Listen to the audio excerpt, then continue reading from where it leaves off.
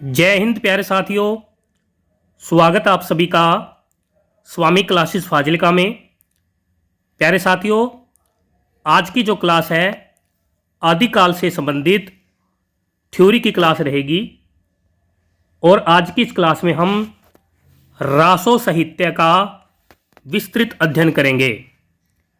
प्यारे साथियों, आज की जो क्लास है मास्टर कैडर हिंदी की दृष्टि से बहुत ही महत्वपूर्ण होने वाली है, इसलिए वीडियो के अंत तक जुड़े रहें। वीडियो को लाइक और शेयर अवश्य करें। अगर आप हमारे YouTube चैनल पर नए हो तो चैनल को सब्सक्राइब अवश्य करें, बेल आइकन को भी अवश्य दबाएं ताकि आप तक नई क्लास का नोटिफिकेशन पहुंच सके। अगर आपने हमारी पहली वाली वीडियोस नहीं देखी है तो आप प्लेलिस्ट में जाकर उन वीडियो को अवश्य देखें और हिंदी की बेहतर तैयारी करें। तो शुरू करते हैं आज की क्लास। रासो शब्द की उत्पत्ति या व्युत्पत्ति। प्यारे साथियों, अलग अलग विद्वानों ने रासो शब्द की उत्पत्ति अलग अलग शब्द से मानी है। जैसे गारसादातासी जी के अनुसार रासो शब्द की उत्पत्ति राजसूय यज्ञ से हुई है। यानी कि गारसादातासी जी मानते हैं कि रासो शब्द की उत्पत्ति राजसूय यज्ञ से हुई है। सभी साथी याद कर लेंगे, यहाँ से परीक्षा में प्रश्न पूछा ही जाता है। आचार्य रामचंद्र शुक्ल जी के अनुसार बिसल देव रासो ग्रंथ के आधार पर रसायन शब्द से हुई है। यानी कि आचार्य रामचंद्र शुक्ल जी क्या मानते हैं कि जो रासो शब्द की उत्पत्ति रसायन शब्द से हुई है। यानी कि आचार्य रामचंद्र शुक्ल जी बिसल देव रासो ग्रंथ को आधार बनाकर रासो शब्द की उत्पत्ति रसायन शब्द से मानते हैं। आगे देखते हैं।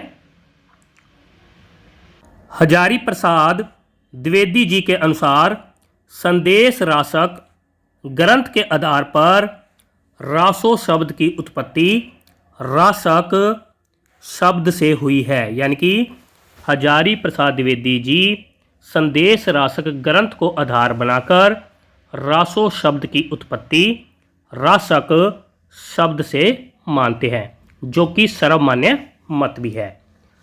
हजारी प्रसाद द्विवेदी जी का सर्वमान्य मत है कि रासो शब्द की उत्पत्ति रासक से हुई है और रासक शब्द से रासो शब्द बनने का जो क्रम है वह है रासक से रास्य बना, रास्य से रासा बना और रासा से फिर रासो शब्द बना है। सभी साथी याद कर लेंगे। रासो शब्द की उत्पत्ति रासक शब्द से मानने वाले आचार्य हैं। नंबर 1 पर है विश्वनाथ प्रसाद मिश्र जी। नंबर 2 पर है चंद्रबली पांड्या जी। नंबर 3 पे है दशरथ शर्मा जी। नंबर 4 पर है हजारी प्रसाद द्विवेदी जी।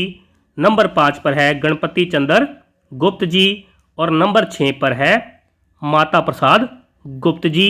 नंबर 7 पर है नरोत्तम स्वामी जी। यानी कि इन 7 विद्वानों ने रासो शब्द की उत्पत्ति रासक शब्द से मानी है। सभी साथी याद कर लेंगे। इन 7 विद्वानों को याद करने की एक ट्रिक है। जैसे विश्वनाथ चंद्रबली दशरथ ने हजारों हाथों से गणपति और माता का प्रसाद गुप्त तरीके से नरों और रासक को दिया। सभी साथी इस ट्रिक को याद करके इन 7 विद्वानों के नाम याद कर सकते हैं। आगे देखते हैं। विद्येश्वरी पाठक जी और हर प्रसाद शास्त्री जी के अनुसार रासो शब्द की उत्पत्ति राज यश से हुई है। यानी कि राज यश शब्द से रासो शब्द की उत्पत्ति विदेश्वरी पाठक जी और हरप्रसाद शास्त्री जी मानते हैं। राम स्वरूप चतुर्वेदी जी के अनुसार रासो शब्द की उत्पत्ति राउस शब्द से हुई है। नंद दुलारे वाजपेयी जी के अनुसार रासो शब्द की उत्पत्ति रास शब्द से हुई है। नागरी परचारणी सभा काशी कविराज श्यामल दास जी और काशी प्रसाद जायसवाल जी के अनुसार रासो शब्द की उत्पत्ति रहस्य शब्द से हुई है। यानी कि रहस्य शब्द से रासो शब्द की उत्पत्ति नागरी प्रचारणी सभा काशी श्यामल दास जी, काशी प्रसाद जायसवाल जी मानते हैं। सभी साथी याद कर लेंगे। आगे देखते हैं। रासो काव्य को मुख्यतः 3 भागों में विभाजित किया गया है। नंबर 1 पर है वीर गाथात्मक रासो काव्य, जिसमें पृथ्वीराज रासो, परमाल रासो, खुमान रासो, विजयपाल रासो, हमीर रासो आदि ग्रंथ को शामिल किया जाता है। आगे देखते हैं नंबर 2 पर। नंबर 2 पर है श्रृंगार परक रासो काव्य। इसमें संदेश रासक बिसल देव रासो आदि को शामिल किया जाता है।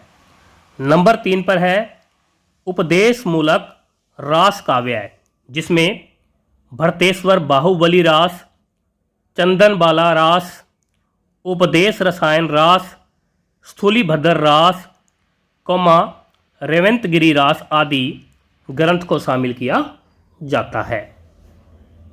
आगे देखते हैं रासो साहित्य की प्रमुख रचनाएं और रचनाकार।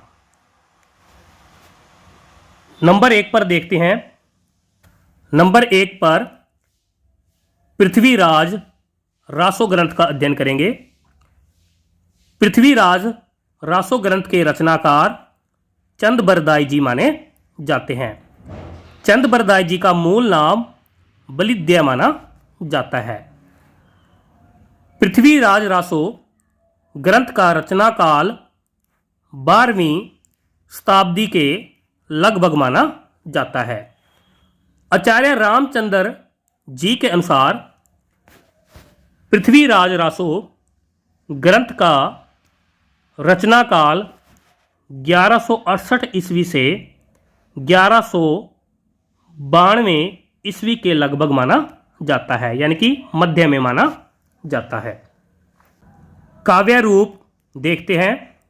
यह यानी कि पृथ्वीराज रासो प्रबंधात्मक महाकाव्य श्रेणी की रचना है। यह काल तथा भाषा की दृष्टिकोण से हिंदी का प्रथम रासो ग्रंथ है। यानी कि पृथ्वीराज रासो जो ग्रंथ है, यह काल तथा भाषा की दृष्टिकोण से हिंदी का प्रथम रासो ग्रंथ माना जाता है। यह हिंदी साहित्य का प्रथम महाकाव्य है। यानी कि पृथ्वीराज रासो ग्रंथ जो है हिंदी साहित्य का प्रथम महाकाव्य माना जाता है। आगे देखते हैं। पृथ्वीराज रासो ग्रंथ का रचनाकाल और इसका मूल रूप सर्वदा विवादास्पद रहा है। यानी कि पृथ्वीराज रासो ग्रंथ का जो रचना काल है और इसका जो मौलिक रूप है वह हमेशा ही विवाद में रहा है। यानी कि उस पर विवाद होता ही रहा है। सर्वप्रथम पृथ्वीराज रासो का उल्लेख 1650 ईस्वी में दलपति मिश्र जी द्वारा रचित जसवंत उद्योत में मिलता है। यानी कि पृथ्वीराज रासो ग्रंथ का सर्वप्रथम उल्लेख हमें जसवंत उद्यत रचना में मिलता है और जसवंत उद्यत रचना जो है दलपति मिश्र जी की मानी जाती है। सभी साथी याद कर लेंगे।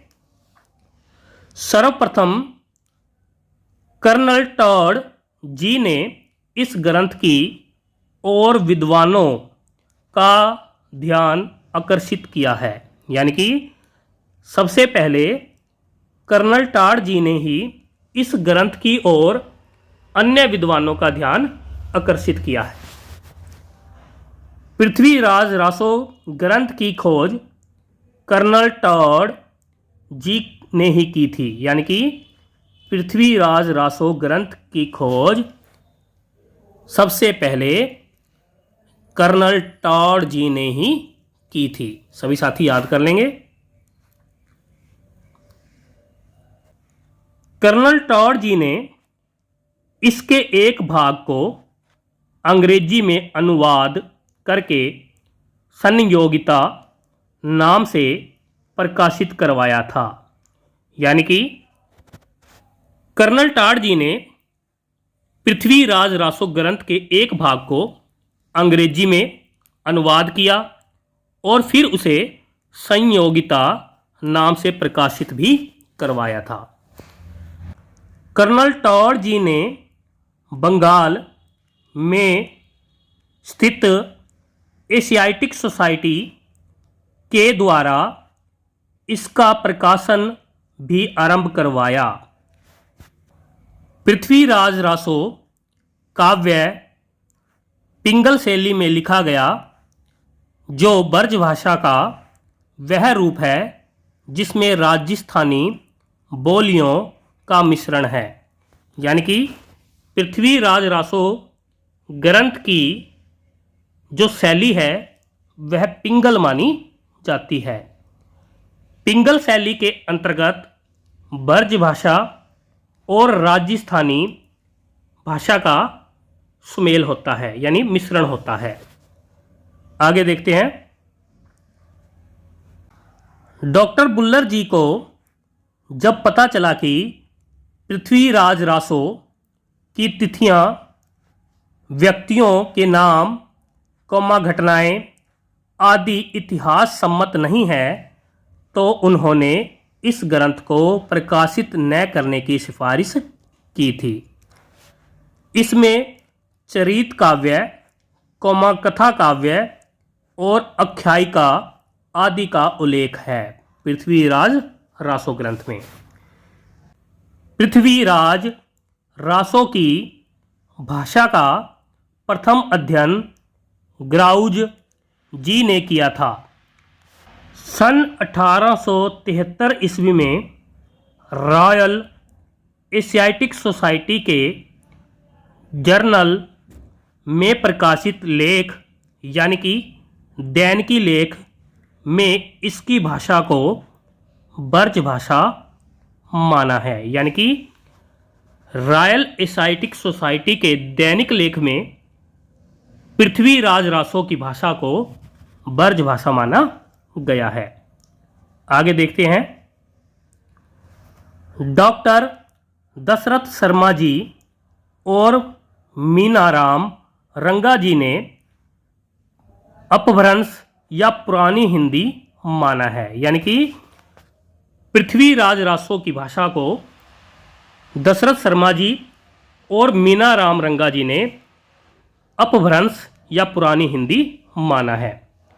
गारसादा तासी जी के अनुसार पृथ्वीराज रासो की भाषा कनौजी है। सर्वमान्य भाषा जो है पृथ्वीराज रासो की राजस्थानी व ब्रज भाषा मानी जाती है, जिसे पिंगल शैली भी कहते हैं। पृथ्वीराज रासो ग्रंथ के अनुप्रास व यमक प्रमुख अलंकार हैं। इसमें 68 प्रकार के छंदों का प्रयोग हुआ है। कुल छंद की बात करें तो इस ग्रंथ में 16,306 छंद मिलते हैं। वार्णिक और मात्रिक छंदों का प्रयोग हुआ है, यानी कि इस ग्रंथ में वार्णिक और मात्रिक दोनों छंदों का प्रयोग मिलता है। आगे देखते हैं। छप्य चंद बरदाई जी का अपना प्रिय छंद है, यानी कि चंद बरदाई जी का प्रिय छंद छप्या माना जाता है। शिव सिंह सैगर जी ने शिव सिंह सरोज ग्रंथ में चंद बरदाई जी को छप्यों का राजा कहा है। सभी साथी याद कर लेंगे, यहाँ से परीक्षा में प्रश्न पूछा ही जाता है। चंद बरदाई जी को छप्यों का राजा कहा जाता है। कहा किसने? शिव सिंह सैगर जी ने। किस ग्रंथ में? शिव सिंह सरोज ग्रंथ में चंद बरदाई जी को छप्यों का राजा कहा है। पृथ्वीराज रासो 69 समय में विभाजित है, यानी कि पृथ्वीराज रासो ग्रंथ जो है 69 सर्ग या अध्यायों में विभाजित है, जिसमें 59 समय चंद बरदाई जी के और 10 जलहन के माने जाते हैं। पृथ्वीराज रासो में सर्ग या अध्याय को समय कहा गया है। सबसे बड़ा समय कन्वज युद्ध है। आगे देखते हैं। पृथ्वीराज रासो का 69वां महोबा समय वृहद रूपांतरण की किसी भी प्रति में नहीं मिलता है। पृथ्वीराज रासो 2500 पृष्ठों तथा 69 सर्ग का विशालकाय ग्रंथ है। चंद बरदाई जी ने अपनी भाषा को 60 भाषा तथा पृथ्वीराज चौहान जी को 6 भाषाओं का ज्ञाता कहा है। आगे देखते हैं। प्रकाशन फर्रुखाबाद के कलेक्टर चार्ल्स इलियट जी ने सर्वप्रथम सन 1865 ईस्वी में पृथ्वीराज रासो को प्रकाशित कराया था। सभी साथी याद कर लेंगे, 1865 ईस्वी में सर्वप्रथम चार्ल्स इलियट जी ने पृथ्वीराज रासो को प्रकाशित कराया था। और चार्ल्स इलियट जी जो हैं फर्रुखाबाद के कलेक्टर थे। सभी साथी याद कर लेंगे। आगे देखते हैं। शहाबुद्दीन गौरी यानी कि मोहम्मद गौरी द्वारा पृथ्वीराज चौहान जी को कैद करके गजनी ले जाने पर चंद बरदाई जी भी वहाँ गए और जाते वक्त उन्होंने अपने चौथे पुत्र जलहन के हाथों में पृथ्वीराज रासो पुस्तक देकर इसे पूर्ण करने को कहा। जैसे कि पंक्ति में लिखा गया है, पुस्तक जलहन हथ दे चली गज्जन निरपकाज। पृथ्वीराज रासो में वीर और सिंगार रस की प्रमुखता है, किंतु इसका अंगी रस वीर रस ही माना जाता है। आगे देखते हैं। नायक पृथ्वीराज रासो ग्रंथ के नायक पृथ्वीराज चौहान जी माने जाते हैं, जो धीरोदात्त नायक माने जाते हैं।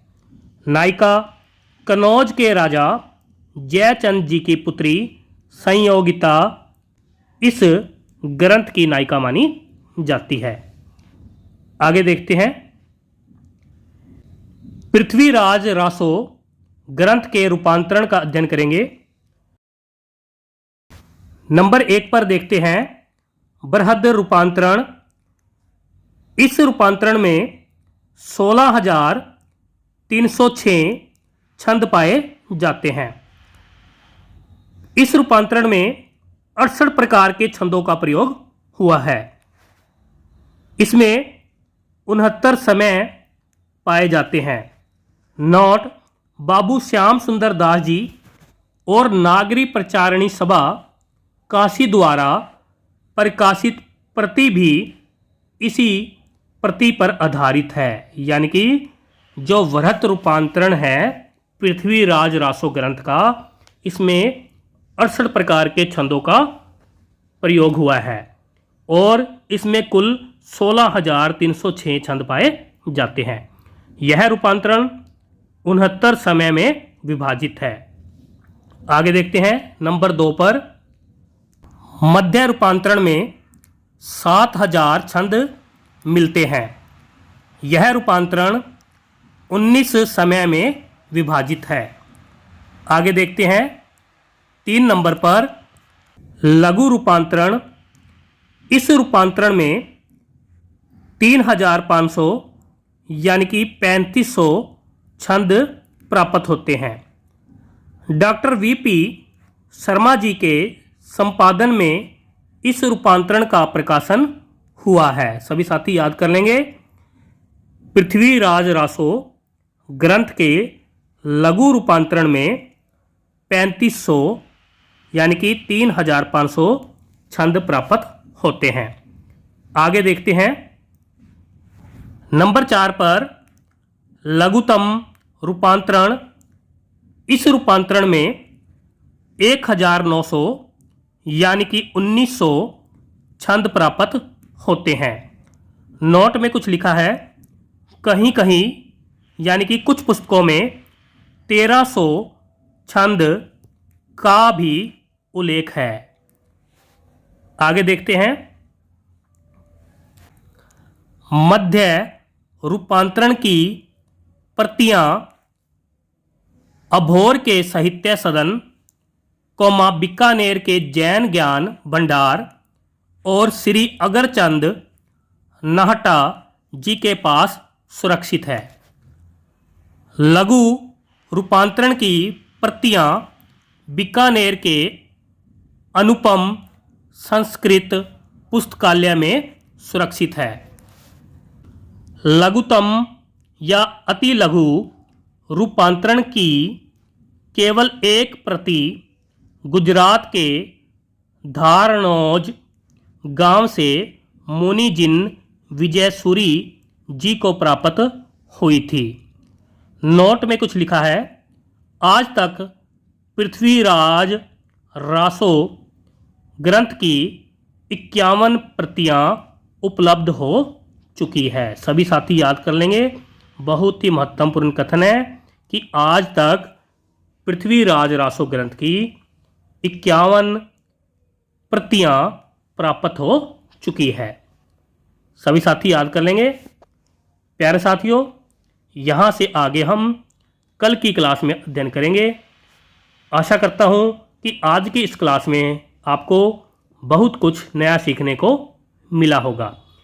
इसी प्रकार से निरंतर अध्ययन करने के लिए चैनल को सब्सक्राइब अवश्य करें, बेल आइकन को अवश्य दबाएं ताकि आप तक नई क्लास का नोटिफिकेशन पहुंच सके।